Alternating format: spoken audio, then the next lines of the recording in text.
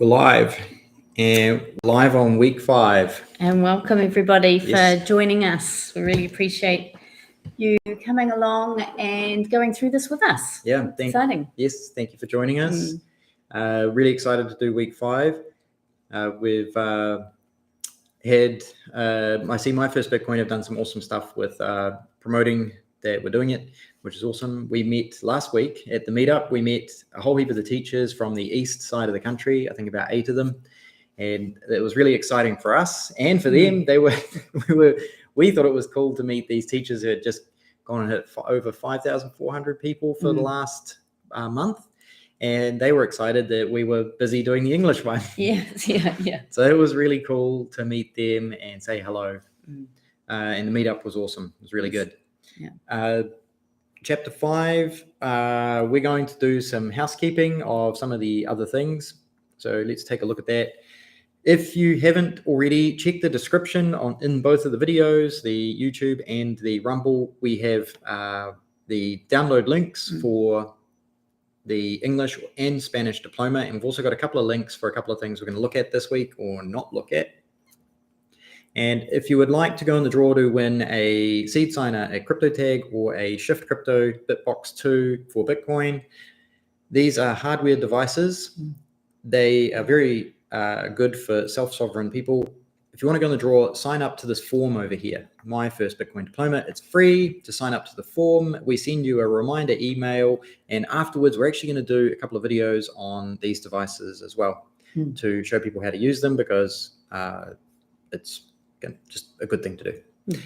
Right. So quickly, Seed Signer is a free open source software and hardware device. It's very cool. They're doing a lot of really innovative things with what they're doing. You can actually 3D print these housings on your own at home as well if you're that sort of nerdy. And it's just it's a cool device to have and play with. We have one, and we bought one before we did the course, and we are excited to use it. Crypto tag, this is a hardware seed phrase saver. So basically, you punch in all of your details for your public and private keys, which we're going to be covering today. And this allows you to back them up and save them. They've got a number of different devices, which is quite interesting. They're made out of really strong metal, which won't corrode, it won't melt. I think they even do fun things like shoot it to prove how good it is. And then the Bitbox 2 hardware wallet. And we're just going to scroll down a little bit. These guys have a specific Bitcoin only version. They also use open source software for their device. We actually had a chat with them this week on a call, which was really interesting. We learned a little bit about this, which was exciting. And it's made in Switzerland, which is one of their selling features. So if you love like Swiss watches, this might be for you. Alrighty. But you do have to have signed up for our newsletter to actually go on the draw. Yeah, exactly. And come along and or watch these videos. These videos are actually doing quite well. We're getting hundreds of views on them afterwards. Wow, someone just boosted the website. That was so cool to see that. Oh, no, that was me, was it? Oh, damn, it was me. I got excited. You can watch these in your own time. We're getting hundreds of views on them, which is great. It means that people are going along and taking a look.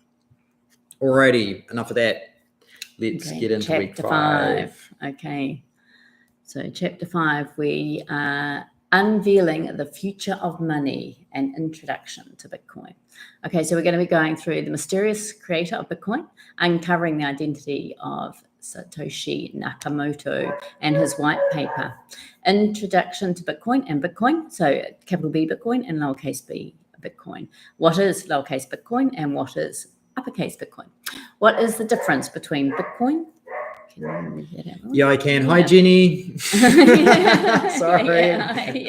From Nelson. That's awesome. Hi, Jenny. Okay. What is the difference between uppercase Bitcoin and lowercase Bitcoin? Why learn about Bitcoin when I can't afford it? What is Bitcoin made of? Why is Bitcoin good money? Why should I care? How do you use Bitcoin? How do you send or spend Bitcoin? How do you receive Bitcoin? Can Bitcoin be shut down? How does the blockchain keep track of who spends which Bitcoin? How do new Bitcoin enter the network? What is the What is a Bitcoin transaction? Are Bitcoin transactions secure? Who's who and what's what in the Bitcoin world? Walk me through an actual Bitcoin transaction, and then the class exercise, Bitcoin transactions in action, and then what gives Bitcoin its value. So it looks like a lot. We will be working through that quite quick.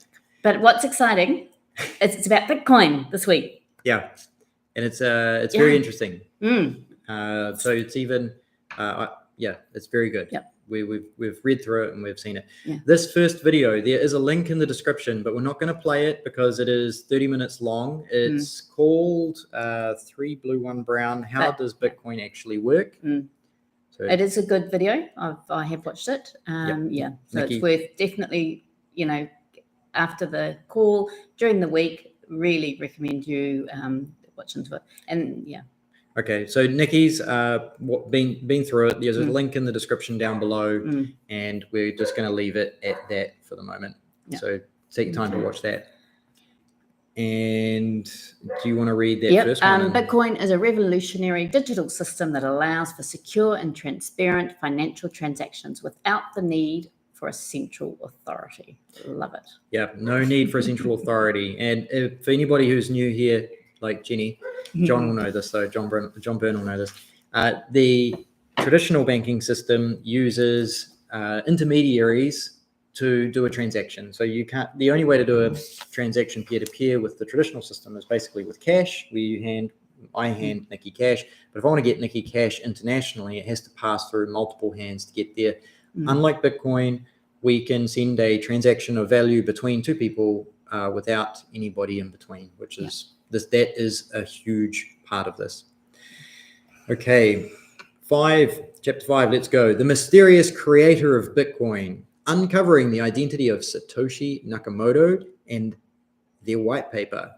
Satoshi Nakamoto is the pseudonym used by the unknown person or group of people who created Bitcoin and implemented the first blockchain database. In 2008, Satoshi published a document called the Bitcoin White Paper, which explained in detail what Bitcoin is and how it works.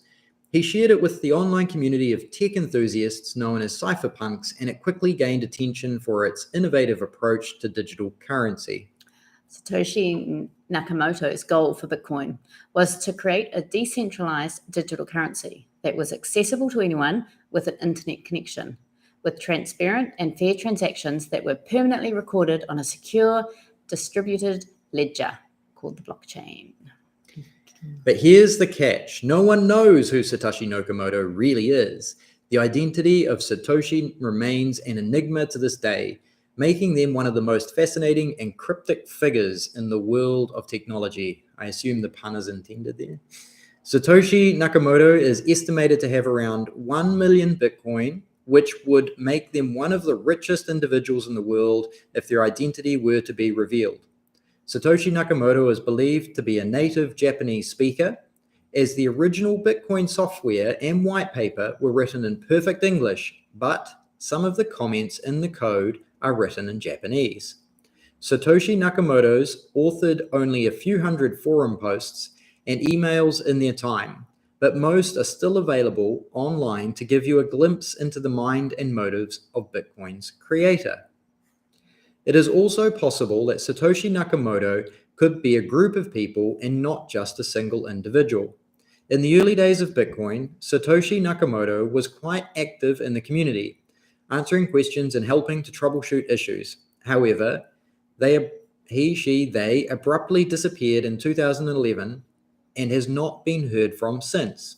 Satoshi Nakamoto's true identity has been the subject of much speculation, with several people claiming to be the real Satoshi over the years. However, none of these claims have been conclusively proven. While Satoshi was the primary architect behind Bitcoin, they didn't work alone. There was undoubtedly great input and assistance from influential figures in tech and cryptography, including Wei Dai and Nick Szabo. Sorry, I may have pronounced those wrong. Despite facing challenges such as technical issues and skepticism from the community, Their creation inspired the development of many other technologies and gained widespread adoption. Even with the controversies it has faced, Bitcoin remains king in a world of cryptocurrencies. Satoshi's last known message was a reassurance that the project was, quote, in good hands with software developer Gavin Andreessen. And on the right here, we have a little bit of background information. Bitcoin conspiracy and mystery. Bitcoin is the brainchild of a mysterious unknown person or group known as Satoshi Nakamoto. To this day, nobody knows who the person or persons behind Bitcoin is. In Japanese, the name Satoshi translates into clear thinking, quick-witted, or wise. Naka can mean inside or relationship. Moto is defined as the origin, the cause, the foundation, the basis. Because of this, some people believe that the translation points to Bitcoin being created by the CIA. What's also interesting is people that translate that suggest that the name is quite a hat tip to being like a sound money. If you translate it in a certain way, it's like that. And also some other things about the way that, even though there was Japanese in some of the code, some of the forum posts have been read in great detail. And if I remember correctly, they've used different types of English on occasion. I think sometimes they've actually used like a US English, and sometimes they've used a UK English. And this person or group of people was either, they may have actually been deliberately switching up things like this to make it hard to nail down who they were. So a bit more on the conspiracy stuff. Yet more conspiracy theorists believe that 4 companies are behind things. Satoshi equals Samsung and Toshiba, and Nakamoto equals Nakamichi and Motorola. Yeah, I'm not sure that they're the tech giants that would have gone and set this up, but it's okay. It's interesting. Now, the Bitcoin forum, that you can actually go there and read the original conversations between Satoshi and the people that were early. And it's quite interesting actually going through some of these things. A lot of the meme and lore that's around Bitcoin is actually inside this forum today. And I'm not going to read what's in here. They're basically just talking about some of the upgrades that they made to the code base. And you can actually, reading the forums is actually quite interesting because you can see how this person thought or group of people thought. The introduction of Bitcoin with a capital B and Bitcoin with a lower b. On May the 17th, 2010, the first known exchange of lowercase b Bitcoin for goods took place. Laszlo Hanhis purchased 2 pizzas for 10,000 BTC. How did he do this? In broad terms, lowercase Bitcoin is similar to traditional money, but instead of being physical, it exists only on the internet. To use lowercase Bitcoin, you have to download a program on your computer. When you run the program, it connects to other computers also running the program. They share a file called the blockchain, which is a big list of all the Bitcoin transactions ever made. And you can see on the right there, you've sort of got the optimist, which is the glass is half full, the pessimist, which is the glass is half empty, and of course the Bitcoiner, where the water is totally centralized. I think what's also interesting about this is everybody is correct in what they view. They're all viewing the same thing, but they have a different perspective on it. So it's the glass, there's a glass and there is water in the glass, and everybody's statement is true, but everybody's entitled to a perspective. And I think that's quite important to think about when it comes to a lot of things in life, not just, because Bitcoin is a new technology. I think what they're trying to point out here is that people should have an open mind, that the perspective may be worth shifting. All right, so you may have noticed that Nicki was talking about what is Bitcoin with a lowercase b and what is Bitcoin with an uppercase b. So in the introduction, I wasn't 100% focused. Did you mention Bitcoin with a capital B? Yes, I did. Okay, Yes. Thank you. I was reading notes. So Bitcoin with a lowercase b is the digital cash that runs on the Bitcoin with a capital B network. So we will often refer to things as Bitcoin currency or Bitcoin network, which is the current capital B. So I might as well read that one and that one. Okay, so it is a currency, lowercase b, that allows people to send and receive payments online. It is called digital because unlike traditional currencies such as the US dollar or the euro, which are physical currencies, they can be held in your hand. Bitcoin currency can only be used with the internet. Bitcoin with a capital B or Bitcoin network, it's everything else, the system, the network, the software, the rules, the community, Satoshi's creation. And it's quite interesting because I guess that last one there is, so Bitcoin can be a lot of different things to a lot of people. And sometimes I think people can even refer to capital B Bitcoin, even including the currency, when they just want to talk about the whole lot as one thing. So lowercase Bitcoin is very specific normally to a currency, and uppercase is a bit more broad because it covers philosophy and everything in a lot of ways. All right. The Bitcoin network is made up of computers from all around the world that work together to process and verify transactions. These transactions are registered on the blockchain. The rules for using Bitcoin network are implemented in the software that runs the Bitcoin network and followed by all participants in the network. They are designed so that everyone uses Bitcoin in a fair and predictable way. The community of people who use and support Bitcoin is made up of individuals, companies, organizations all around the world.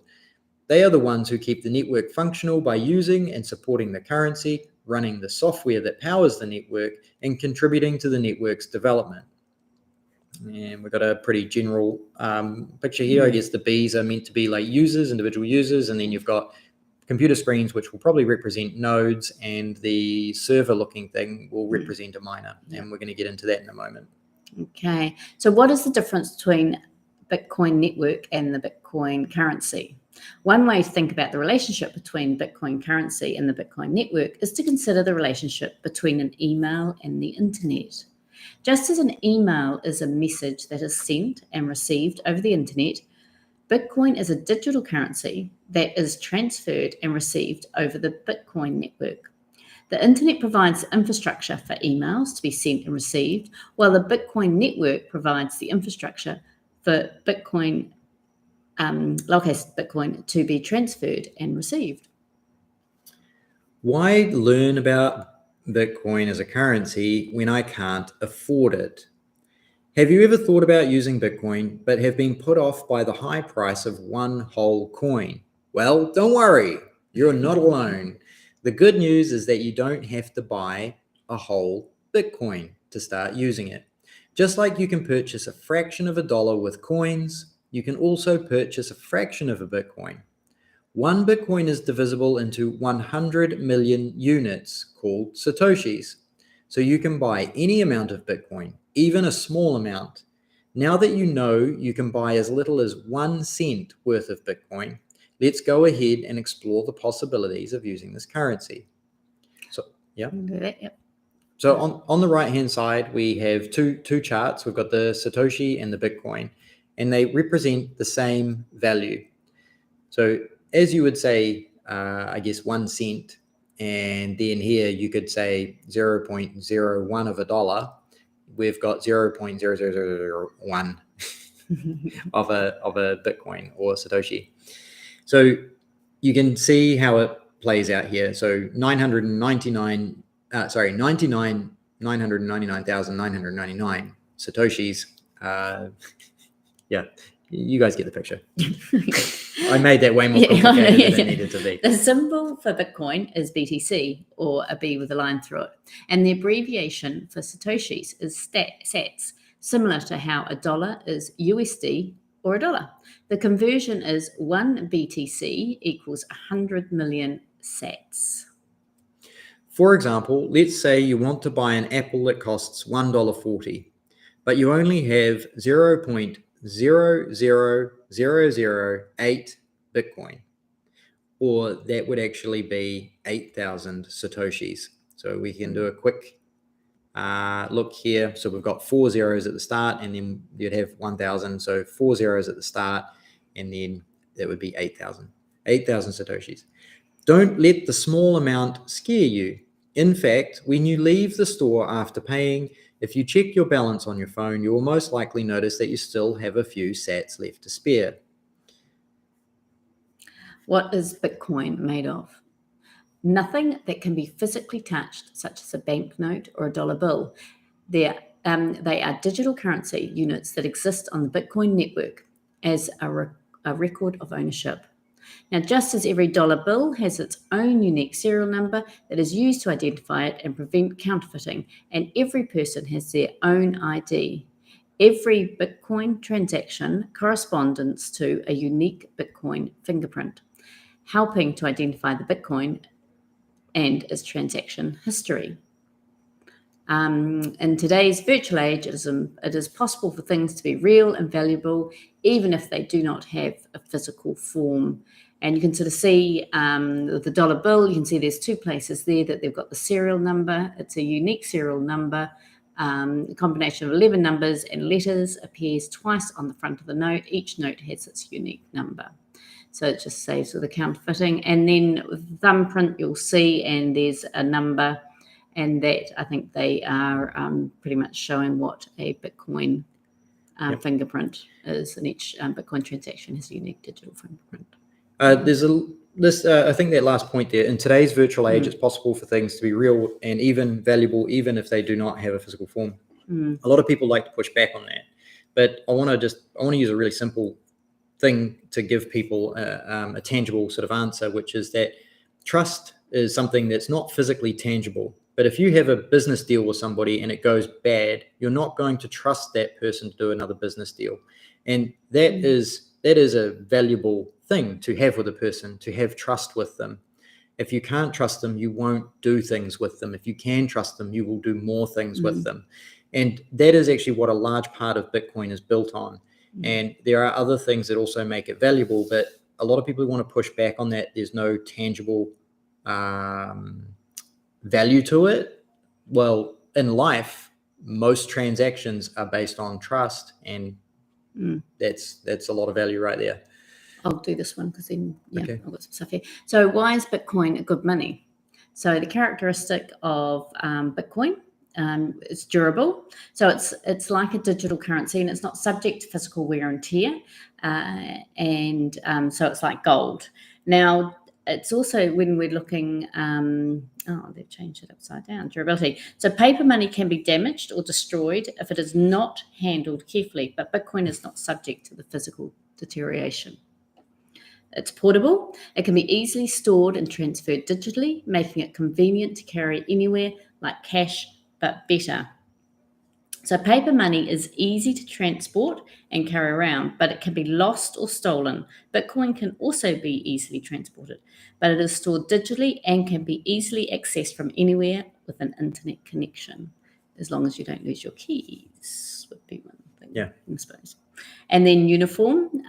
So Bitcoin is uniform. So all Bitcoin are worth the same, no matter where they are used or who owns them, like cash, but better. So we've got the uniform. And then if we're looking at acceptable, every day more people around the world accept Bitcoin as a form of payment, like cash, but better. So acceptability, if we're looking at money, paper money is widely accepted as a form of payment, but Bitcoin is not yet as widely accessible. It is getting more, though. I mean, we launched, we upgraded 4 websites in the last week to add Bitcoin payments to them. It's happening. Yeah. Scarce. So the total supply of Bitcoin is limited to 21 million Bitcoin, to be exact, making it valuable and desirable. It's like gold, but better. And again, when you think of gold is still getting mined. It's constantly getting mined, and they keep finding more gold. Yep. So, that's something there to be aware. Yeah, what do you call it? The discovery rate of gold can actually vary. It's not fixed. I mean, it doesn't vary a huge amount, but it's based on factors. Bitcoin is it's more reliable than the discovery and mining of gold in terms of its inflation rate. And then if we compare it to, the dollar, paper money is issued and controlled by a government or other authority, so its supply is limited. Bitcoin is decentralized and has a fixed supply, which makes it scarce. And then divisible, it can be divided into smaller units called Satoshis, allowing for smaller transactions. In theory, because it is digital, a Bitcoin is infinitely divisible, like cash, but better. And that's actually a really good point that I want to talk about, because some people are like, well, what if you want to increase it to 42 million Bitcoin? Like, it's just double the supply. And that would devalue everybody's Bitcoin significantly, and you'd have to get the network to agree, and there's less chance of that happening. And people are like, well, what if you ran out? What you can actually do is you can make it more divisible. And that means that you keep the same value, but you can break it down more. It's actually easier to make it more divisible than to increase the supply, which is quite an interesting concept. And that's what I was pointing out with the glass is half full. There are different ways to look at how money and economies work. Yeah. All right. Why should I care? Faster, cheaper payments. So send money across the globe in minutes with extremely low fees. At the moment, banks can take a lot more time, and they can cost a lot more money than if you just did a transaction peer-to-peer on the Bitcoin network. Financial inclusion. 2.5 billion unbanked people have access to money via a computer or a phone. So those 2.5 billion unbanked, the banks don't want them as customers because it's too difficult. They take up too much time and energy. But with Bitcoin, you can download, as long as you've got a phone, you can download a wallet onto that phone. You don't have to ask anybody, and you can receive Bitcoin from somebody and start doing transactions. It's an amazing technology. Increased privacy. Bitcoin transactions are public, but your identity is not. And we're going to talk about some things down here which make it more anonymous, and then you can go to another level on the Lightning Network and be even more anonymous if you want to. Blockchain technology. The technology behind Bitcoin will power the future of many different industries, and the blockchain is already starting to be used for different things, and I know certain people are looking at using it for IDs and actually being able to encrypt your identity and protect it. Whereas at the moment, people provide an identity for certain things like insurances, and then if the company gets hacked, your identity gets leaked. And there are ways to use the blockchain where that risk is actually reduced. How do you use Bitcoin? To use Bitcoin, as in the currency, you'll need to set up a digital wallet on your computer or phone. You can use your wallet to store, send, or receive Bitcoin from other people, or even to buy things online. How do you send or spend Bitcoin, the currency? All you need is an internet connection. The process of sending Bitcoin is just like sending an email. To send an email, you open your mail client, enter the recipient's email address, type a message, click send. In a similar fashion, to send Bitcoin to someone or spend Bitcoin when you are purchasing something in exchange, you open your Bitcoin wallet, you enter the recipient's Bitcoin address, enter the amount of Bitcoin you want to send, and click send. It's pretty cool because you, if any of you have seen any of our YouTube videos, we do spend a lot of, we'll try and spend as much, when we're shopping during the week, using our Bitcoin wallets. And it's great to see, like, we get this big green tick when we're doing it, and it's really quick, it's really fast. It's awesome. Okay, how do you receive Bitcoin? To get Bitcoin, you can either buy it online, accept it as a gift from someone, or as a payment for goods or services, or mine it, work hard for it, by using a computing device. With any of these forms, once you get it, you will store it in a wallet. Can Bitcoin, the network, be shut down? Or Bitcoin is the big system. Governments may try to make it difficult for people to use Bitcoin, but it is difficult to completely shut down the network. This is because Bitcoin is decentralized, meaning there is no central computer or company or organization that controls it. Instead, the software is open source, which means anyone can download, use, and run the software on their own computer. Governments may try to restrict access to the Bitcoin network, but this is similar to the way governments try to control access to the internet. people can use tools like VPNs to bypass, or that's a virtual private network, which people can pay to get around country restrictions, to bypass these restrictions. Additionally, due to the digital nature of Bitcoin, the network, it can be hidden relatively easy. It is much more difficult for governments to locate and confiscate Bitcoin currency than it is to locate and confiscate physical assets like gold or real estate. Despite being illegal in some countries, people continue to access the Bitcoin network. Additionally, some countries have attempted to control Bitcoin by creating their own central bank digital currencies, which could have varying outcomes. Some people may accept and adapt to the new centralized system, while others may reject it and further pursue decentralized solutions like Bitcoin. I'm not sure the country tries to control Bitcoin by running their own digital currency. I think they try to have an alternative by offering their own digital currency. So they make Bitcoin illegal, then they provide their own central bank digital currency. And so China's done this, and there's a couple of countries in Africa that have done this, and the smart people just keep using Bitcoin. I don't say that sort of facetiously, it's actually happening. Yeah. So how does the blockchain keep track of who spends which Bitcoin? You know you can't spend the same dollar bill twice. Bitcoin, did I say that right? You know how you can't spend, you know how you can't spend the same dollar bill twice. Bitcoin simply works to make sure that you can't spend the same digital coin twice. You see, before Bitcoin, it was possible to send transactions across a network of computers, but there was a problem. People could send conflicting transactions, like trying to spend the same coin twice. This is called double spending. So here you've got Homer. He's has a dollar bill. He wants to go buy a beer, so he goes and buys a beer, and then he buys some donuts. Mo gets $1, and Apu gets $1, and then Bart's going, Homer, this doesn't add up at all. Yeah. He's spending twice his money. Yeah, so I think I'm not sure how clear it is, but Homer only has $1. Yeah. Homer being classic Homer logic. Yeah. He thinks he can spend that $1 to buy a beer and a donut. Yeah. But Bart's like, it's just not going to happen. No. Yeah. So Bitcoin, the network, solves this problem by making all the computers on the network work together.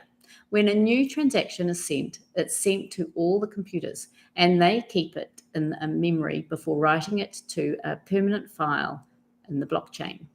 This process is called mining, and it makes sure that no double spending transactions ever get written to the file. It's like a big competition that nobody can cheat. So your Bitcoin, a currency, is always safe. This is how Bitcoin network reaches consensus, all without a single punch being thrown. That's so what they're referencing there, without a single punch, is saying that this is a non-violent way to maintain the network. At regular intervals, one of the computers gets to add all the transactions it has in the memory to the file. Then it is shared the updated file with all the other computers on the network. All the computers agree on which transactions are valid and which aren't, and they remove any conflicting ones from their memory. I'm thinking what I want to do here is I actually want to, there's a really cool website which is in the description called mempool, and I'm just going to show it here quickly. Mempool.space, and what this is actually showing is it's actually on the left hand side of this white line in the middle here. It's actually showing the mempool, and we just saw a block of transactions go literally onto the blockchain. So this website is really cool. It's actually visualizing what's happening on the Bitcoin network. So on the left is the memory pool, or known as the mempool, of all the transactions people are requesting. And on the right-hand side is all the transactions that have been put into the network and that the miners are all building consensus around. And you can go back and view them all historically, and you can see what's happening. And normally, until something called ordinals were created, there wasn't 116 blocks sitting there waiting. But we're not going to get into that. Okay. I'm just going to switch back to... All right. So how do new Bitcoin enter the network? To pay or reward miners for their hard job, every time they add a new block to the blockchain, they get compensated with newly minted Bitcoin currency. Currently, Bitcoin miners get paid 6.25 BTC for every block they mine. And one block is mined approximately every 10 minutes. So approximately every 10 minutes, 6.25 BTC are being mined. And in, I think it's just over 1 year, we will see what's called the halving, which is where the inflation rate is cut in half, and it will become 3.175. I think my maths is right there. So they'll cut it in half, and that will be every 10 minutes. I think it's about at the moment, I think it's 900 Bitcoin a day, roughly. Okay. What is a Bitcoin transaction? A Bitcoin transaction is a transfer of ownership of existing Bitcoin units to a new owner. But instead of transferring actual coins, what happens is that all the nodes in the network update their local copy of a public ledger to reflect the change in ownership. Think back to the Ra stones. This is just a more advanced version where the ledger is externalized rather than memorized for all the public to review and see. So that was way back in, I think, our first chapter. We talked about the Ra stones and how they memorized who owned what. Yeah, no Excel spreadsheet. No. So Mark and Robbie want to exchange one BTC. To understand this, it is important to know that there are no physical coins in Bitcoin, only updates to the blockchain, which then get reflected in the wallets of both parties involved. When Mark wants to send one BTC to Robbie, it's called a peer-to-peer transaction because the ownership of the value goes directly from Mark to Robbie. But Robbie doesn't actually receive a digital coin from Mark. Instead, all of the nodes in the network update their local copy of the public ledger, which changes the ownership of the Bitcoin from Mark's address to Robbie's address. So a Bitcoin transaction is simply a signed message that Mark sends to the network, which is then validated by many nodes. The message goes through several steps, like being picked up by some of the full nodes, being validated, and then being broadcasted until all the nodes in the network have independently validated it. Now, we did talk about nodes last week too, so if you haven't read that, you want to go back and just go on that.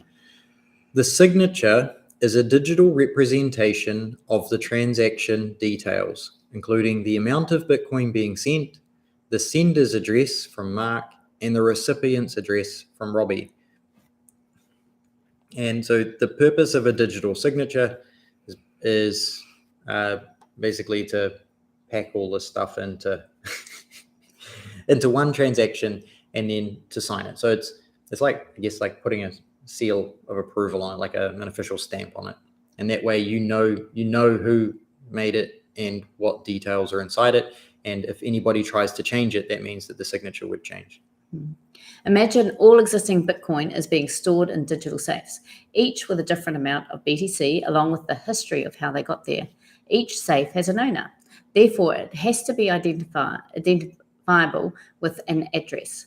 Addresses are protected by a digital lock with two different keys, like passwords to an account. If a safe has Bitcoin, its owner can open it with his private key and transfer any desired amount of Bitcoin to another safe. I want to raise something here because this is just, it's starting to creep into this documentation. So they've just talked about, there's three things that I want to raise here. One, they've talked about a private key, and there's also something called a public key. And from the public key, you can create multiple addresses. So these addresses are stored inside your wallet, and your wallet is locked by a public key and a private key. Okay. I think we'll just leave it there for the moment. Because you're going to go into it. Yep. From Robbie's perspective, to receive Bitcoin, you need to provide the sender, Mark, with your address where Bitcoin can be deposited, and it's your public key that set up that address. Is that correct? Yep. Okay. From Mark's perspective, to spend your Bitcoin, you need to access your private key for it to be unlocked? Here we go. Are Bitcoin transactions secure? The transaction details, such as the sender and recipient addresses and the amount being transferred, are publicly visible on the blockchain. But the ownership of the Bitcoin being transferred is verified through the use of cryptography. What is cryptography? Cryptography is a way of keeping information secret by disguising it in code. Encryption is the process of taking information and putting it in a special code, making it unreadable to anyone without the correct decryption method. This is similar to locking a safe, where only the person with the correct key or combination can open it. On the other hand, decryption is the process of taking the coded information and making it readable again, like unlocking the safe and being able to read the information inside. For instance, let's say Arel and John want to keep a message hidden from someone named Ronnie, which is that's quite funny because it's an inside thing. They agree to use a secret key to disguise the message before sending it to each other. They could use a simple method like shifting each letter of the message down the alphabet, so the A becomes B, B becomes C, and so on. Only those with the key can decrypt the message, making it unreadable to Ronnie. Though this method is not considered secure today, it illustrates the principle of private key cryptography. And we have an example here of a rudimentary cryptography method. You want to? Yep. Okay. So how to solve pigpen cipher.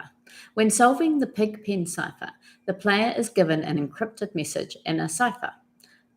To decrypt the message, the player will find the symbol from the encrypted message on the cipher to find the decrypted letter.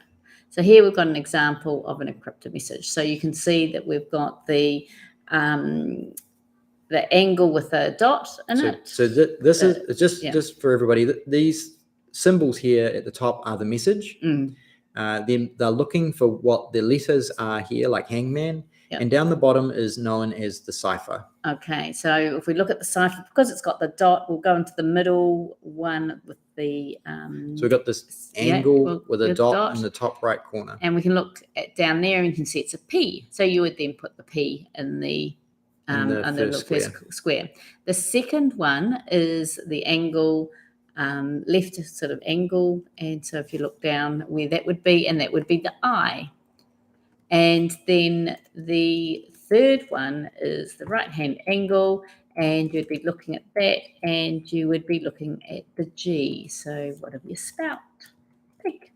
Very good. Okay. So that's how that's an example of a encrypted message. I didn't prepare this one earlier, but there you go. Well done. We've got a pig. Okay. How does that's you on. No, that's you. How does cryptography work in Bitcoin transactions? In traditional private key cryptography, John and Arel would have to first share a secret key, which means that they somehow need to communicate that key with each other, like a password. John would then use his key to scramble his message before sending it to Arel. Arel, who also knows the secret key, would then use the same key to unscramble the message and read it. However, Ronnie could also intercept the message and use the same key to unscramble it and read the message. So if Ronnie was busy somehow watching how these guys communicated the secret key, that is how he could intercept the message.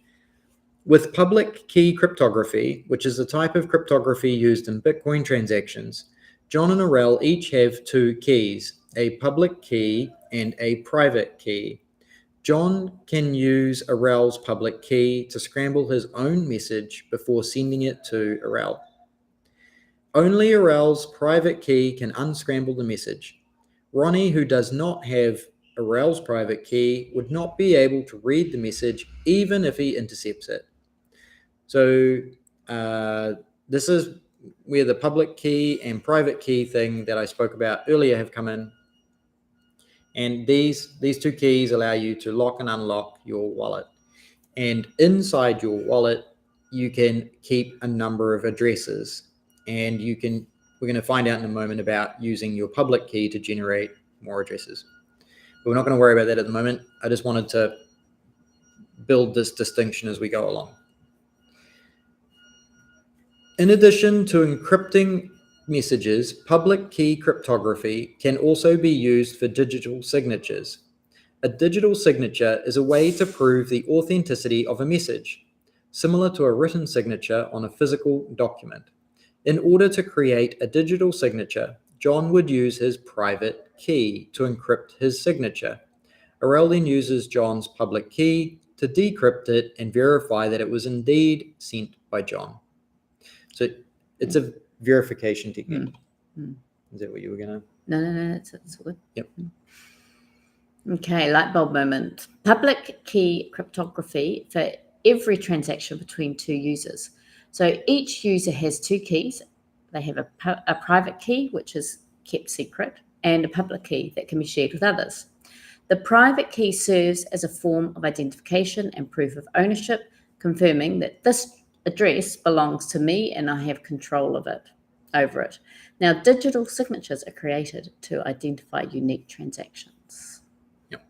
So, for example, a lot of open source software, when they release a version, they will actually create a digital signature with a key, with a public key that creates they create a digital signature. And what you're doing is when you download the software, you then use that public key in a special piece of code to compare the two. The reason you want to do that is to make sure that no hacker or bad actor has come along and changed the software after it has been created. And that way you can sort of guarantee that it is the correct version of the software and no bad actor has managed to give you one that's infected with something they don't know about. And it's quite an important technology. So the main advantage of public key cryptography over private key cryptography is that it allows for secure communication without the need for the sender to first share a secret key. For the sender to And receiver. For the sender and receiver to first share a secret key, which could be intercepted by a third party. Bitcoin transactions involve transferring a certain amount of Bitcoin, the currency, directly to another person's account. You wouldn't want someone to just steal the money your friend sent via Venmo because the payment rail is insecure, would you?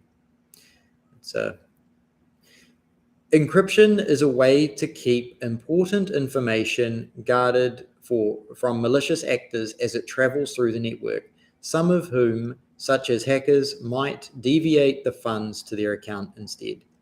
So this one here is referring to this statement up above. So for example, inside Venmo, what can actually happen is because Venmo, it's their software, they actually control the money that's going between two people if there is even money involved, because a lot of it is just numbers in a database.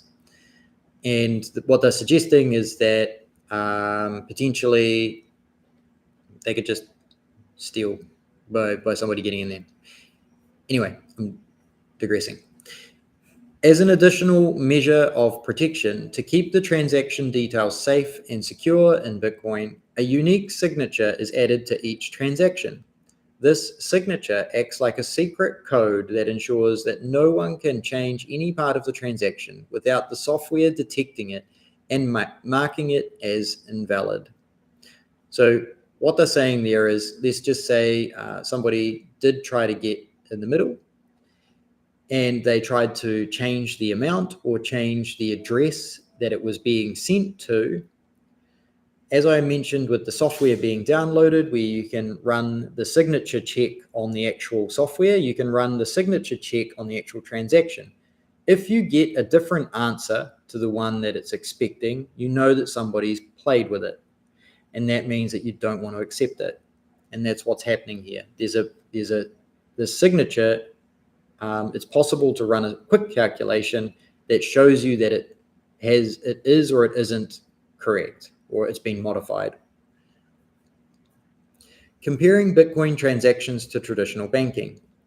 In traditional banking, a PIN is used to authenticate transactions, similar to how a private key is used to sign transactions in blockchains. A simple analogy for this process would be a person accessing their bank account number with a private PIN, or a private key in this case, and then using their own personal signature, or a unique signature, on an online check, digital currency, to send money, make a transaction, to someone else, like another user. Just like how a person's signature on a check verifies their identity and authorizes the transaction, the digital signature using a private key verifies the identity and authorizes the transaction of digital currency. It's a lot to digest, and I hope it makes sense. If I was trying to sum it up, basically, because you basically have a personal stamp, a digital stamp that you like. Have you ever seen those wax? Like you get a wax thing and you put it on the envelope and you like seal it to close it and if someone ever opens it, it would break the wax and you'd know that someone had read the letter. And that's basically what's happening with the cryptography here, is that you're meant to hold the private stamp, and because someone could try and redo it with a different stamp. And that's basically the same thing that's happening. As long as the end result looks intact and they can verify it with a quick maths check, they know that nobody's tried to change the address or tried to change the amount that's being sent. That's my summary of all that.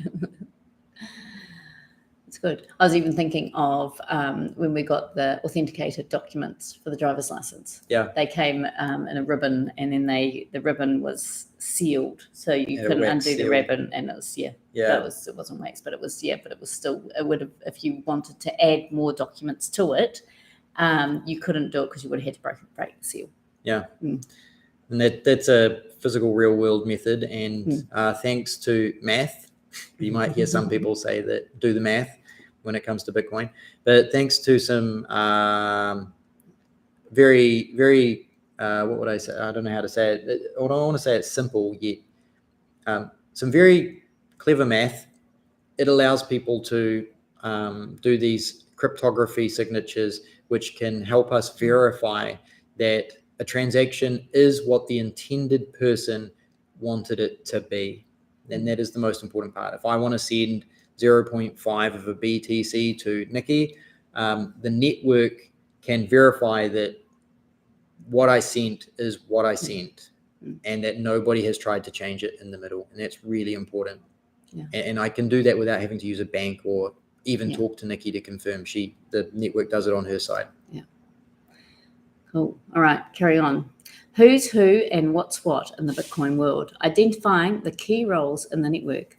Now, there are three main types of participants in the Bitcoin network. So in the first one, we've got the miners. Miners are computers in the Bitcoin network that write and verify new transactions on the blockchain by appending new blocks to it. Miners are rewarded with Bitcoin currency for the work they do. Two, we've got the nodes. So nodes are computers in the Bitcoin network that store and verify blockchain transactions and blocks. Nodes do not get rewarded for their work. And one thing with nodes is anyone can have a node. Well, anyone can have a miner too, but people can set themselves up so they've got nodes, their own node working with them. Nodes are still very important. If you get into the nitty gritty of it, you can actually learn to run a whole heap of your own services on there, and that way you never have to expose your services to the greater network, which allows you to have more privacy. And because the cost to run a node is relatively cheap, it means that anybody has the ability, a large number of people have the ability to be able to protect their privacy and do transactions. And then three, we've got developers. Developers are responsible for maintaining and proposing improvements to the Bitcoin software, i.e. the code. They ensure that every computer on the network follows the rules and operates smoothly. So overall, these three groups work together to keep the Bitcoin network running and ensure that it remains secure and decentralized. And then we've got the users, are regular individuals who use Bitcoin. They send and receive Bitcoin via their wallets and can also make purchases or exchange it for other currencies.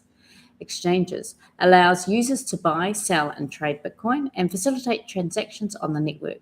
However, exchanges do not play a direct role in the operation of the Bitcoin network itself.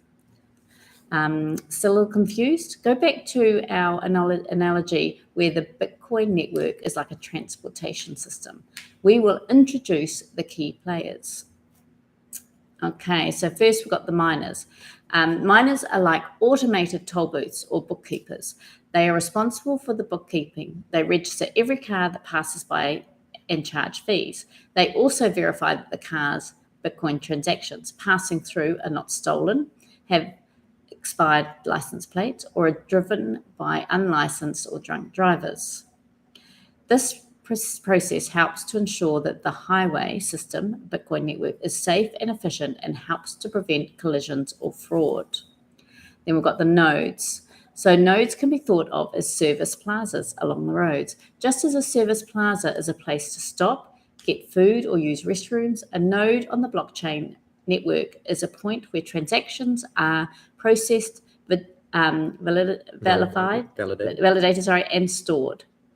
Just like service plazas have rest areas and parking lots, nodes have their own waiting rooms, the mempool, which James put up before, for verified transactions to chill before they continue on the blockchain. Plazas do not charge for your stay or usage of location. Then we've got the developers. Now, developers are like the engineers who design and build the highway system.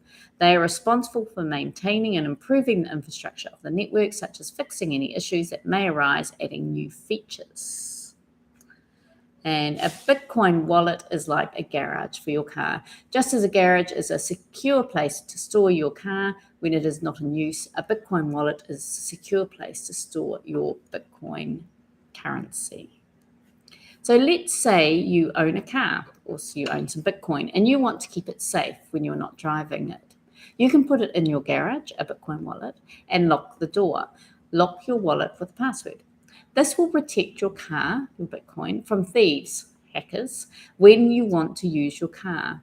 When you want to use your car, i.e. spend your Bitcoin, you can open the garage door and unlock your wallet with another password, which is needed to turn the car on and drive it out of the garage. So that's making a transaction. And we have the exchanges can be thought of as a car dealership. Just as a dealership allows you to buy and sell cars, an exchange allows you to buy and sell Bitcoin. And for example, if you want to sell your car, your Bitcoin, you can take it to a dealership, an exchange, and they will help find a buyer. Let's look at Bitcoin in terms of a car sale. Imagine you, the user, have a valuable asset like Bitcoin that you want to sell. You take it to an exchange, similar to a dealership, to find a buyer. Along the way, you pass through the network's nodes, similar to a service plaza, to ensure that your asset is in optimal condition before the sale. The transaction then goes through a rigorous verification process with the exchange's financial department, similar to bookkeepers in a dealership, to ensure that everything is accurate and the sale goes smoothly. Once the sale is complete, you receive payment in fiat currency and the exchange takes possession of the asset, transferring it to their wallet. The network also has a team of developers similar to engineers in the dealership working on improving and updating Bitcoin's features and technology. Other participants in the network, such as merchants and investors, also play a role in the functioning of the Bitcoin network. Okay. Wow. So that was a big example. Yeah. Yeah. Hopefully all that makes sense to people. Mm. All right, we're getting into a bit more of the nitty-gritty. Walk me through an actual Bitcoin currency transaction. New Bitcoin network transactions are initiated from wallets around the world, but there is no central payment processor. Instead, miners around the world compete to record transactions in the ledger. Let's say Jim owes Elena 0.5 BTC and is ready to pay her back. Both have digital wallets. Elena shares her address with Jim. Jim uses his wallet software to create the transaction, which includes Elena's address. The amount to be transferred is 0.5 BTC and a fee for the miner. When Jim clicks send, his wallet uses his private key to unlock 0.5 BTC, as this is how he signs the transaction. He does not actually reveal his private key though. By doing this, Jim is informing the network, I am the owner of this account and I approve the transfer of the 0.5 Bitcoin to Elena's account.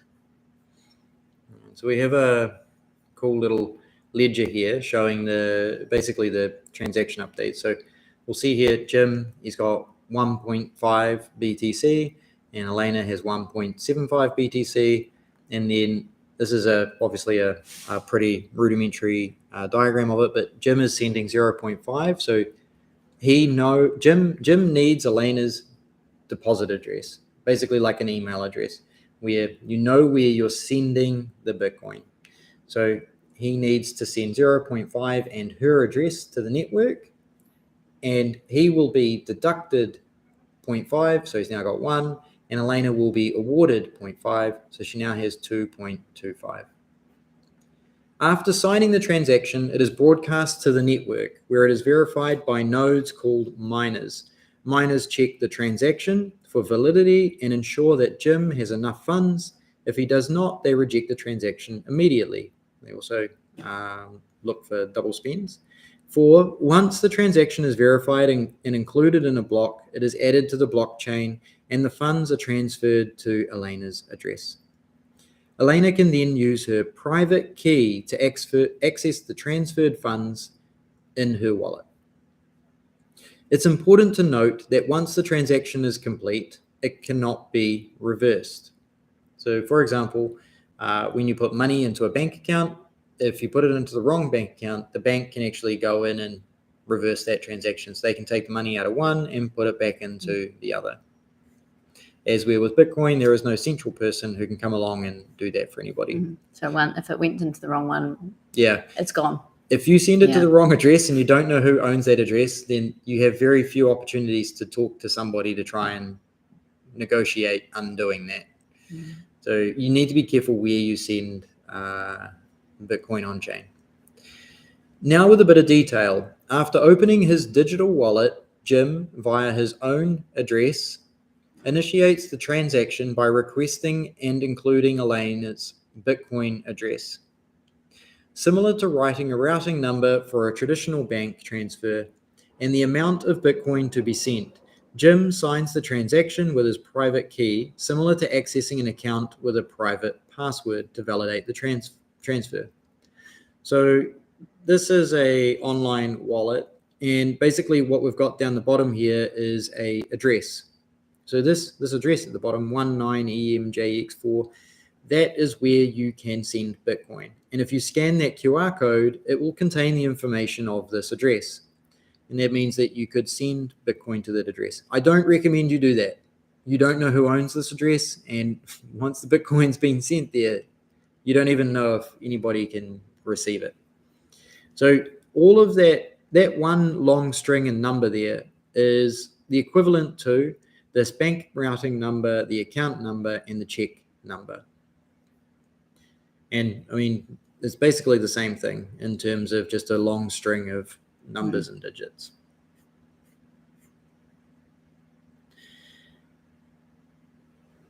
Next, the transaction is broadcasted onto the network with just a click of a button. You're good. A transaction on the blockchain can be thought of as a package delivery process. When a package is first sent to just one package, it is just one package in one post office, one transaction sent to a first node. The post office node verifies the package's authenticity, and if it is valid, it sends it on to other post offices or nodes for further verification. The package is passed along from post office to post office until it reaches every post office in the network, all the nodes in the blockchain. The package's authenticity and validity are confirmed at each stop, similar to how a transaction is verified by multiple nodes on the blockchain. And once this data is in the blockchain, it gets built on top of. And that's also why it makes it hard to undo a transaction. So to undo a transaction, you actually need to have a person send it back to you. You just, because if it gets too deep, well, I mean, once it gets too deep, all the other transactions are verified based on that transaction. So it's very difficult to undo it. You need to actually make a new transaction. Now, earlier we talked about a public key and a private key and an address. Elena's unique address is generated using her public key to ensure that only she can access and unlock the funds, similar to solving a puzzle where only those with the correct pieces can open it. So a public key generally allows us to create multiple addresses inside the wallet. And it's commonly, there's different types of public keys, but a very common one is a XPub. You might hear that. And that XPub allows you to create multiple addresses that people can send money to. One of the reasons that this is really important is because it's actually a privacy feature that's been built into a Bitcoin wallet.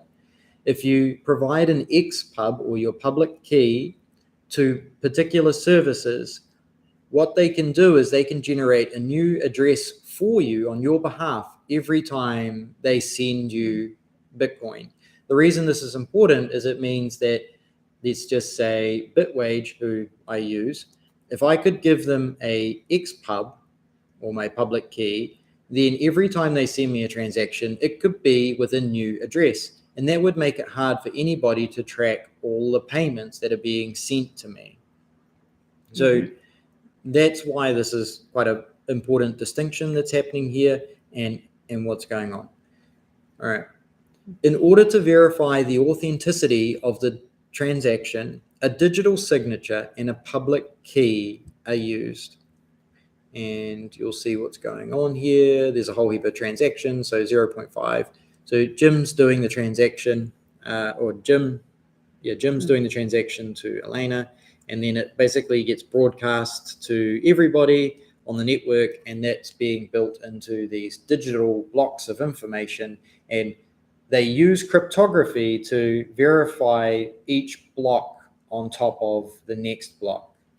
So there's that signing signature. They actually start to sign the blocks as well as the individual transactions. And that's how they communicate that the data is the same as the one before, which allows, what that's actually doing is instead of running a database transaction to make sure that everything is the same, that one short key can allow them to do a really quick check to make sure that the data is the same. The digital signature and the public key are two important pieces of the puzzle. The public key acts like an identification card, making sure that Jim is the rightful owner of the Bitcoin. The digital signature proves that Jim has authorized the transaction, like he's signing a check. And so digital signature, asymmetric encryption, and just making sure. The nodes in the Bitcoin network, we're getting close to the end. It's not too far away. I notice we just run over the 1 hour. The nodes in the Bitcoin network are like puzzle checkers. They have to verify all the pieces fit together correctly. They make sure that Jim both owns the Bitcoin and authorized the transaction. Once a majority of the nodes are in consensus that the puzzle is solved correctly, the transaction is considered legitimate and is added to a queue. This queue of pending transactions is called the mempool, which again we have previously shown. So you can check the mempool live down in the description. There's a link in the notes. The mempool is like a waiting area for puzzles that have been solved correctly but haven't been added or chained to the permanent puzzle known as the blockchain yet. It is located in a different section of a node's memory storage compared to the blockchain, which permanently records confirmed transactions. Once transactions are verified, they must be recorded permanently on the blockchain. A group of nodes called miners compete to be the first to add them to the blockchain in order to receive a reward. I was going to bring up mempool again in case anyone's tuned in late. So this is the mempool website. It's a visualization of what's actually happening on the blockchain. Everything on the left is in the mempool. These are waiting transactions, and you can actually break this down. You can open it up and you can see who's sending Bitcoin to who. And on the right-hand side, the purple ones, they are confirmed blocks that are actually now committed to the network. These are transactions that cannot be undone. If a transaction is in the mempool, there's actually some features to be able to speed up the transaction or completely change the transaction. And some transactions sometimes even get pushed out if they've been there for too long. And it's quite interesting. We've used this quite a lot when we have gone to pay for something and then it's been going through the blockchain rather than through the Lightning Network. And we've ended up sitting there for quite some time, but we can follow exactly where it is. So it is quite a useful tool. It's interesting. It's very interesting and very useful. Yeah. And it's awesome that Nicki's actually like, you find it quite interesting and it's not even like, it's quite a nerdy thing to, but it's not, this tool makes it really easy to visualize and see what's happening. We really like it. Okay. So meet the superheroes of Bitcoin, the miners, the special computers that use their superpowered software to check that nobody is double spending, stealing, or accidentally sending funds they don't have. And they make sure all the other miners are doing the same. Miners are like puzzle curators. They select which puzzles from the queue to add to the final puzzle exhibit. This process ensures that the same Bitcoin can't be spent twice by the same person and that transactions are processed quickly.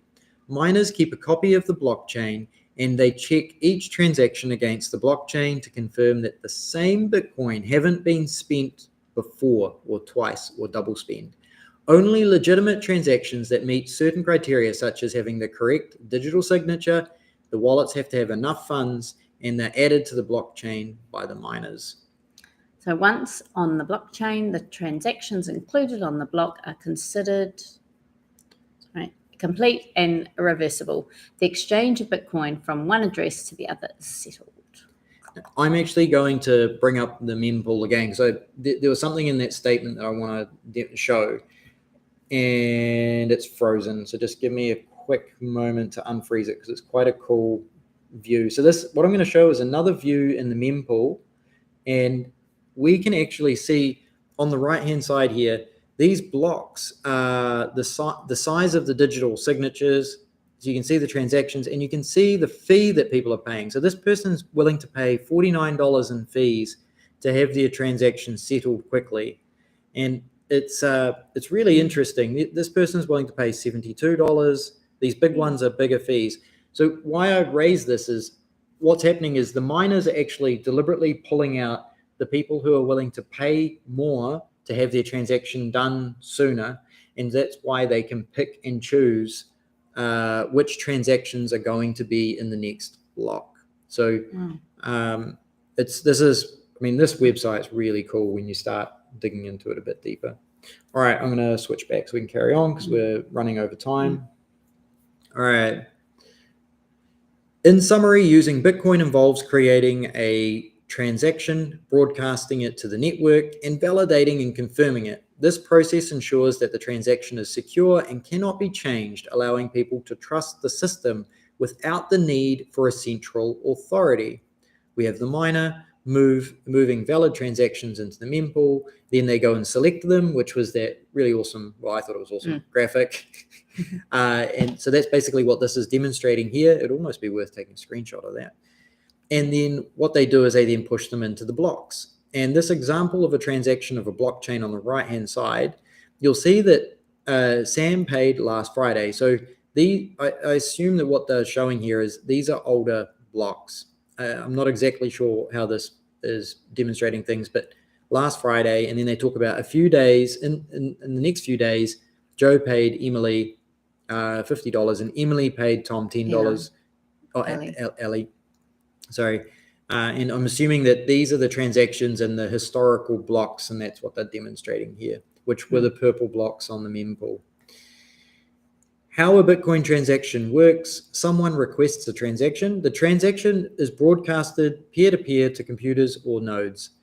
Miners verify the transaction, and then the transactions are combined to form a data block. The new data block is added to the existing blockchain. The transaction is now complete, and that's when you get a cool notification. Woo! Yeah. Now, with this class exercise, what it is it's breaking down all the different, the senders, receivers, the nodes, and the miners. So we're actually not going. Oh, we're not going to do it. We're not going to do it. We're going to read through it quickly, but I've actually prepared a whiteboard thing to share. So we just do after if we we could do it afterwards, or it's to give you an idea of what's happening. But basically, you need a ledger, which is going to be because they talk about needing a sender, a receiver, nodes, and miners. And so basically, I just created a node, and the node has a ledger on it, and you can see who's got what. I mean, the names would actually be account addresses. You wouldn't have an actual name on it. And then we're going to manually create a transaction where we say how much coin we want to send. We put the name in it, which would be the address. Then you sign it. So we're going to hand sign it. And then you're going to say who you're sending it to, the date and the time, and the receipt approval. Recipient approval. So what this process is actually all about is communicating with each other to actually decide if the transaction should or should not happen. So I need this, don't I? Yep. Okay. So Bitcoin transactions in action. Miners are responsible for adding new transactions to the blockchain. Full nodes validate transactions and store a complete copy of the blockchain. Light nodes let people validate transactions while using less storage and fewer computational resources. Class exercise. Let's assume that the sender and the receiver are light nodes. In reality, not all wallets are light nodes. Understand your role. You have been assigned one of the following roles: a sender, a receiver, a node, or a miner. So the senders will be responsible for creating and broadcasting transactions. The receivers will be responsible for receiving and verifying transactions. The nodes will be responsible for validating the transactions by checking that the transaction is valid. They do this by checking it against the rules of the protocol and the consensus mechanism. Miners will be responsible for adding the transactions to the blockchain. So as a sender, you need to create a transaction. To create a transaction, follow these steps. Take a transaction note and write the number of coins you want to send and the name or initials of the receiver. Sign the note with your name or initials, simulating a private key. So that's your signature. Pass the transaction note and the corresponding numbers of coins to the receiver. Now, both nodes and receivers have to verify transactions. As a receiver, you are responsible for verifying the transactions. Follow these steps. Check the transaction note to ensure that the correct number of coins and the receiver's name or initials are written. Count the coins. Would this be a receiver? You mean yep. Oh, okay. Well, I mean, you don't want to receive it if if somebody's modified the amount or the original. I would have thought they would have gone through the node before they went to the receiver. So I guess because it's a person thing. Okay. So what would happen is the node and the receiver are both going to check the information, because as a receiver, you don't want to receive. You don't want to give away your goods. No. If somebody says they're going to send you one Bitcoin, but they only have half in their account, and that's why it's important. Yeah. Check the transaction note to ensure that the correct number of coins and the receiver's name or initials are written. Count the coins received and compare them to the number of coins written on the note. If the coins match, check the approval box. If the coins do not match or you have doubts, reject the transaction. And then as a node, you'll be verifying and validating transactions. You're responsible for checking that the transaction is valid. So the node has to verify that the sender's address is valid and the receiver's address is valid. Check that the sender has enough funds to complete the transaction and that the transaction does not double spend any coins. So in this exercise, you could get I can't remember the names, but Jim could actually write up two different requests to sell. Let's just say he only had 1 Bitcoin and he did a homer where he's like, I'm going to spend my 1 Bitcoin twice. And he goes to a food shop and what was it? It was beer and donuts. Yeah. And he tries to spend the same 1 Bitcoin at 2 different places. And that's why it's important to go around and check the node and make sure that the funds are confirmed in the account. Yeah. And then add transactions to the blockchain. As a miner, you're responsible for adding the transactions to the blockchain. Following these steps, check the transactions that have been approved by the receivers and validating by the nodes. Roll the die and compare the numbers with the other miner. The miner with the smallest number will add the transaction to the blockchain. For your time, energy, and effort, you will receive a reward. Go and select the candy of your choice. Once a transaction is added to the blockchain, it cannot be changed or reversed. Keep track of your coin balance throughout the activity to keep track of your coin balance by counting the coins in your digital wallet. Discuss the concepts learned with your class. Now, this what do you call it? Exercise is actually quite, especially I think, if you're looking at a class, a lot of people, this is actually a really good exercise to get the basic understanding of what this whole process is. Verify, don't trust. Yeah. If that makes sense. Yeah, it's a fantastic exercise if you've got the time to sit down and go through it and you've got a class and all of those things.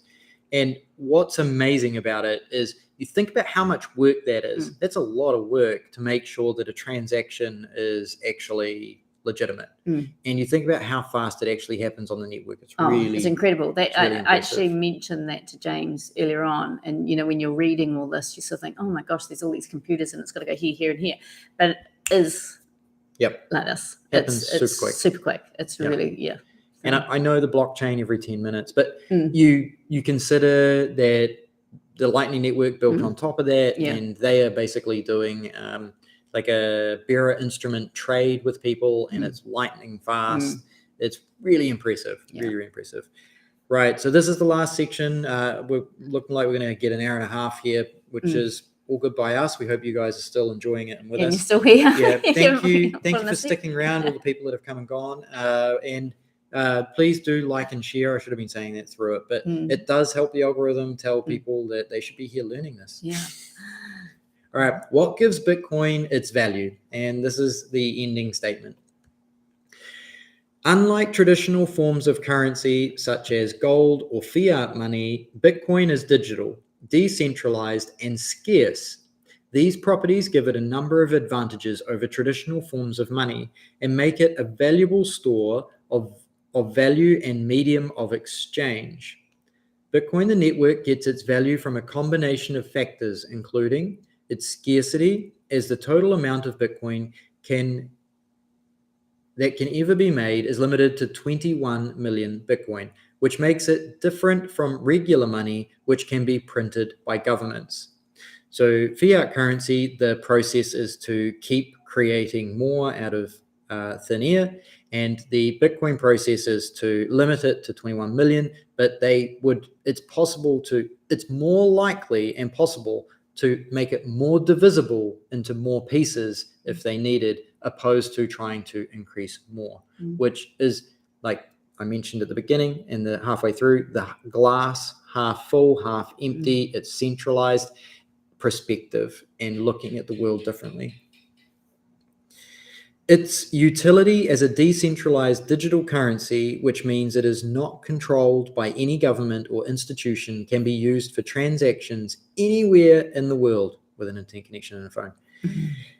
Perceived value by investors and users, as some people see Bitcoin as a good investment, a way to store money, or a protection against inflation. Those things are awesome. And I think that something that's actually really important that's probably not highlighted in here is that the being used as a current, like a daily transactional currency, is going to give this huge value.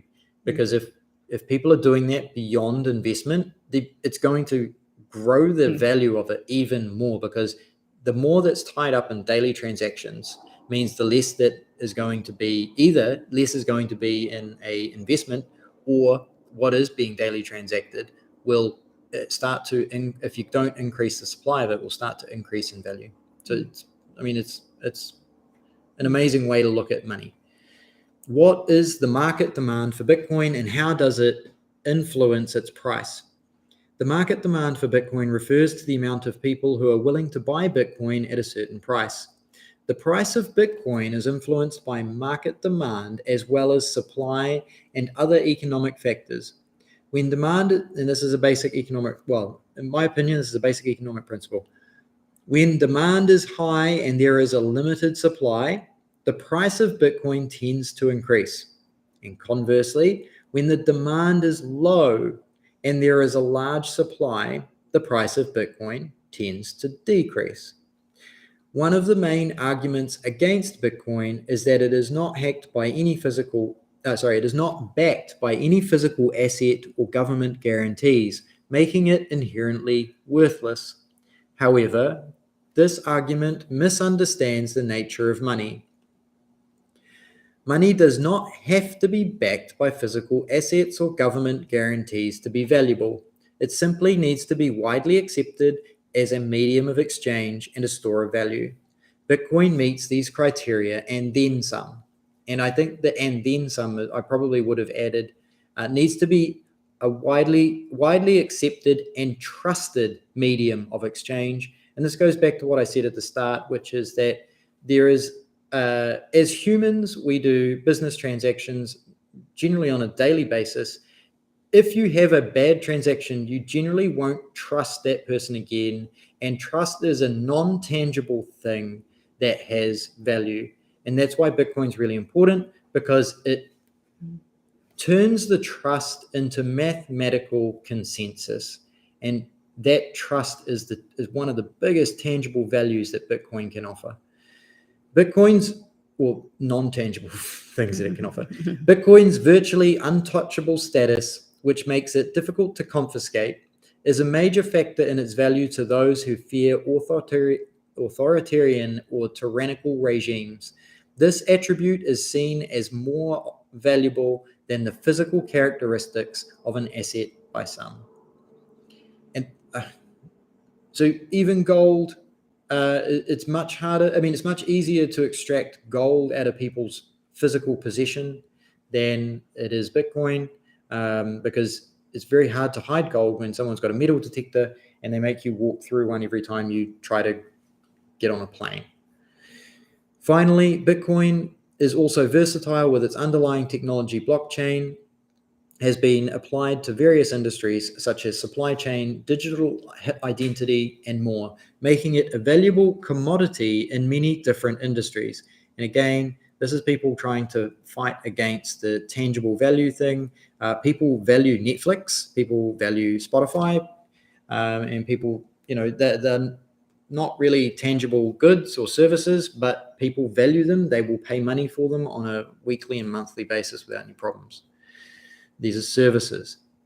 Bitcoin is being seen as a solution to the world's economic problems, as it is fair, secure, and incorruptible. Bitcoin is being referred to as digital gold, and its demand is expected to continue to grow as some people take control of their wealth. More people continue to take control of their wealth. While there may be ongoing debate about Bitcoin's role as a medium of exchange, it's important to recognize the significant progress that has been made in recent years to increase its acceptance as a viable option for transactions. With the rise of a new technology and innovative payment solutions, Bitcoin is increasingly being seen as a practical and efficient medium of exchange, practically in the realm of cross-border transactions. As more businesses and individuals recognize the advantages of using Bitcoin for everyday transactions on the Lightning Network, its potential to become a widely accepted medium of exchange continues to grow.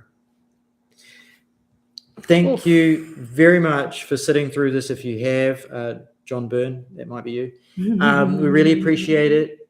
And we're gonna go through the questions now. I mean, there's just a little bit of stuff there. If you do want to ask a question, please ask.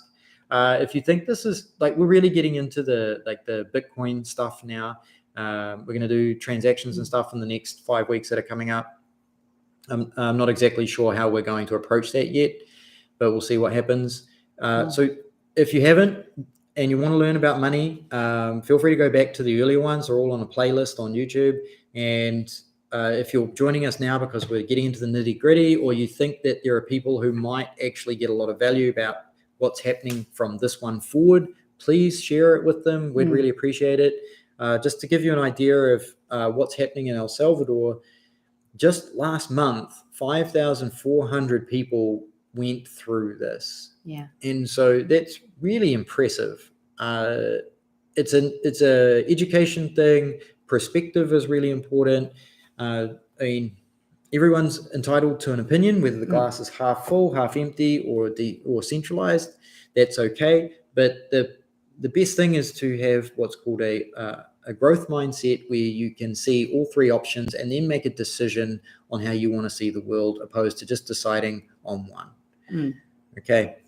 Absolutely. And I think if you do have any questions or any queries on what we've just gone through, do put them in the chat. We can have a quick discussion. I know we're well over time, but if you want to have ask us anything, please do, and we can help you out there.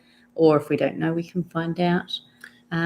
Definitely recommend that you look at the video at the start, the YouTube video. So if you get a chance to do that this week, would be really, really good. It just gives you another understanding, another how it actually works, which is what we've pretty much gone through today.